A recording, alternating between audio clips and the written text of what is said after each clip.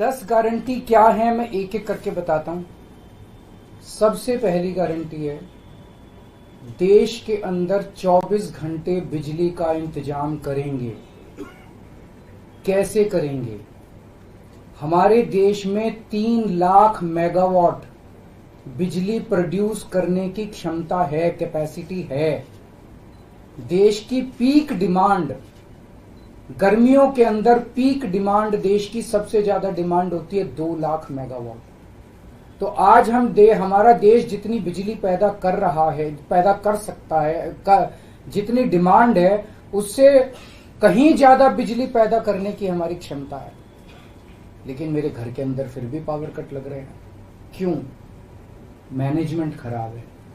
दिल्ली में भी यही हाल था, पंजाब में भी यही हाल था। बिजली तो थी लेकिन मैनेजमेंट खराब था। हमने मैनेजमेंट ठीक करके दिल्ली में भी 24 घंटे बिजली का इंतजाम किया, पंजाब में भी किया, देश में भी करके दिखा सकते हैं क्योंकि हमें एक्सपीरियंस है।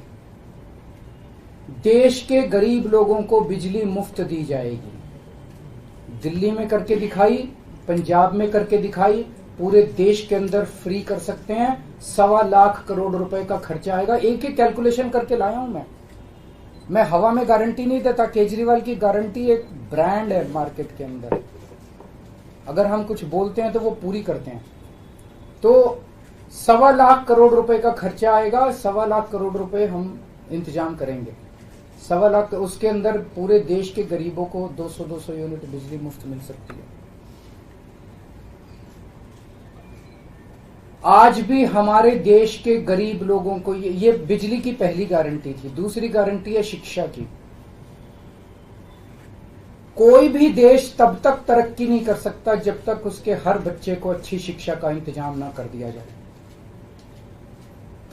अगर किसी देश के अंदर ढेरों लोग अनपढ़ हैं, अगर किसी देश के अंदर कई बच्चों को बिलो स्टैंडर्ड, सब क्वालिटी, गंदी बेकार शिक्षा मिलती है, वो देश कभी आगे नहीं बढ़ सकता। आज हमारे देश के अंदर सरकारी स्कूलों का बुरा हाल है।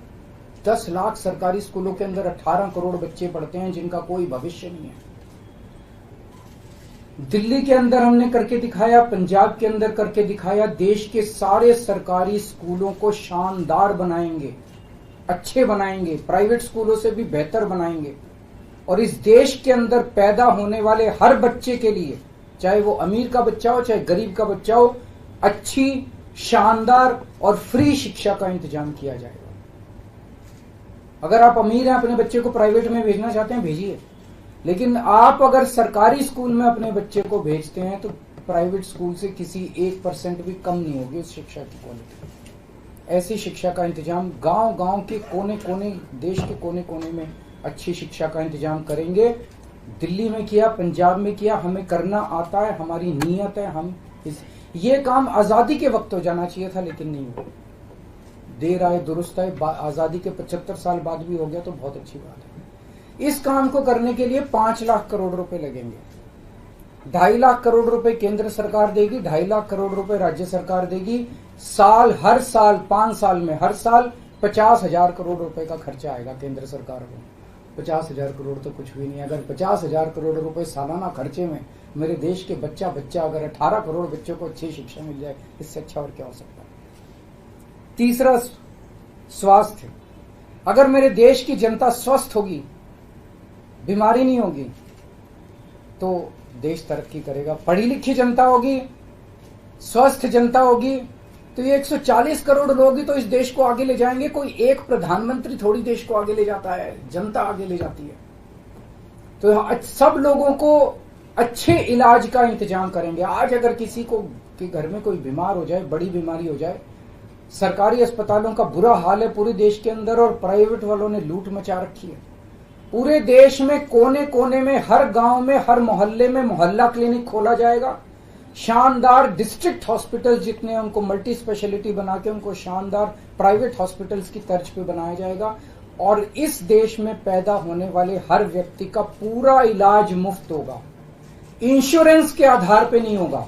ये बहुत बड़ा स्कैम है। जितनी सरकारी, राज्य सरकारें, केंद्र सरकार इंश्योरेंस आधारित जो स्कीम बनाती हैं, ये सब बहुत स्कैम है इंश्योरेंस कंपनीज के साथ। हम इंफ्रास्ट्रक्चर क्रिएट करेंगे, कोने कोने के अंदर, गांव गांव के अंदर इंफ्रास्ट्रक्चर क्रिएट करेंगे, हेल्थ इंफ्रास्ट्रक्चर क्रिएट करेंगे, अस्पताल बनाएंगे, मोहल्ला क्लिनिक बनाएंगे, ताकि लोग वहां जाके अपना इलाज करा सकें और सबका इलाज मुफ्त होगा, चाहे अमीर हो चाहे गरीब हो। इसके लिए भी 5 लाख करोड़ रुपए का खर्चा आएगा। 2.5 लाख करोड़ राज्य सरकार देगी, 2.5 लाख करोड़ केंद्र सरकार देगी। 5 साल के अंदर 5 लाख करोड़ रुपए, हर साल 50-50 हजार करोड़ का खर्चा आएगा। राष्ट्र सर्वोपरि हमारी चौथी गारंटी। चीन ने हमारे देश की जमीन पे कब्जा कर लिया। हमारी केंद्र सरकार से जब भी पूछा जाए वो कहते हैं कोई नहीं आया, कुछ नहीं हुआ। सब जानते हैं, पूरी दुनिया जानती है, सैटेलाइट का जमाना है, सबके पास तस्वीरें हैं कि किस तरह से चीन ने हमारी सरजमी के ऊपर घुस के और उसके हमारी जमीन के ऊपर कब्जा कर लिया। झुठलाने से समस्या का समाधान नहीं होगा, लोगों से छुपाने से समस्या का समाधान नहीं होगा। हमारे देश की सेना के अंदर बहुत ताकत है। हमारे देश की सेना को एक बार इजाजत तो दीजिए, उसको स्वतंत्रता तो दीजिए काम करने की, वो देखिए आपको जीत के लाती है। तो हमारे देश की जितनी जमीन पे चाइना ने कब्जा किया हुआ है, उस जमीन को चाइना के कब्जे से छुड़वाएंगे। इसके लिए एक तरफ डिप्लोमेटिक लेवल पे एफर्ट्स किए जाएंगे और सेना को पूरी स्वतंत्रता दी जाएगी कि वो इसके बारे में जो कदम उठाना चाहे कदम उठा सकती है। सेना को आज जो रोका जा रहा है वो रोका नहीं जाएगा। आज हमारी ये अग्निवीर योजना जो है कि हमारे युवाओं को फौज में भर्ती करके 4 साल के बाद निकाल दिया जाता है।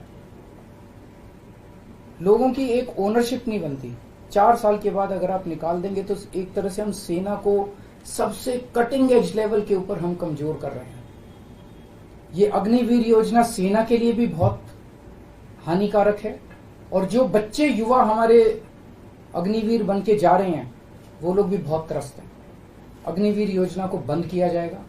जितने बच्चों को अभी तक अग्निवीर में शामिल किया जाए उनको पक्का डिक्लेयर किया जाएगा। उनको पक्का राष्ट्रीय सम्मान भी नहीं मिलता संस्कार के समय, तो उनको पक्का किया जाएगा, उनको पक्का डिक्लेयर किया जाएगा। और सेना के अंदर ये ठेकेदारी के ऊपर एक तरह से कच्चे में अग्निवीर तो कच्ची नौकरी हुई ना, कच्ची नौकरी ये बंद की जाएगी और वापस पक्के के अंदर बच्चों को लिया जाएगा। और सेना को ये अग्निवीर योजना लाए थे क्योंकि केंद्र सरकार का मानना था कि सेना के ऊपर उनकी तनख्वाह और उनकी पेंशन के ऊपर पैसा ज्यादा खर्च हो रहा है। सेना के ऊपर, उस देश की सुरक्षा के ऊपर जितना पैसा खर्च करने की जरूरत है उतना पैसा खर्च किया जाएगा। देश की सुरक्षा के साथ खिलवाड़ नहीं किया जा सकता। छठी गारंटी किसानों के लिए। किसानों को